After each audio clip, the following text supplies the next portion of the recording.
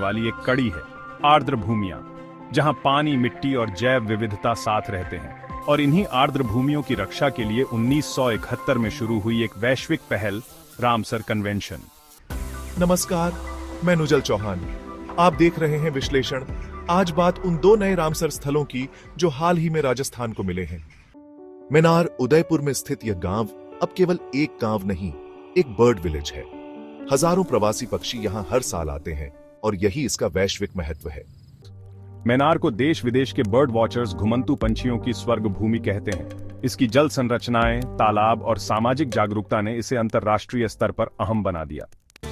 और दूसरा खीचन, जो जोधपुर के निकट फलोदी में है और हजारों डेमोइसल क्रेन्स का स्वागत करता है हर सर्दी। खीचन में स्थानीय समाज ने प्रवासी पक्षियों के लिए विशेष दाना स्थान बनाए हैं। डेमोइसल क्रेन्स यहां हर साल हजारों की संख्या में आती है। मानव और पक्षियों के सह अस्तित्व की यह एक दुर्लभ मिसाल है।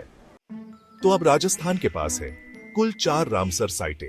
1 केवल आदेव घना राष्ट्रीय उद्यान, भरतपुर, घोषित 1981। 2 सांभर झील, जयपुर, घोषित 1990। 3 मेनार, उदयपुर, घोषित 2024। और 4 खीचन, फलोदी, घोषित 2024।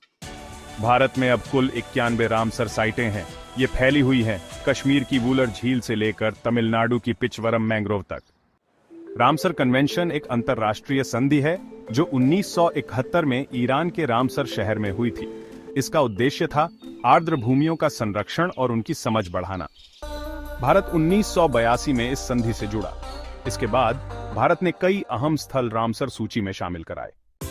लेकिन सवाल यह है कि क्या केवल रामसर टैग से किसी स्थल का संरक्षण सुनिश्चित हो जाता है? जानकारों का मानना है नहीं, यह तो सिर्फ शुरुआत है। असली काम है लोकल लोगों की भागीदारी, सतत निगरानी और पारिस्थितिकी के अनुसार विकास। सांभर झील आज जल संकट, अवैध खनन और लवणीय जल के दोहन से जूझ रही है। केवलादेव घना की झीलें भी पानी के लिए तरसती रही हैं।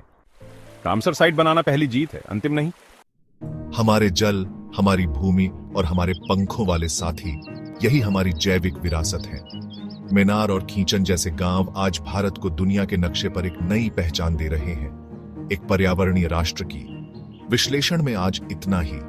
मैं नुजल चौहान मिलूंगा आपसे फिर एक नए विषय, एक नई दृष्टि के साथ।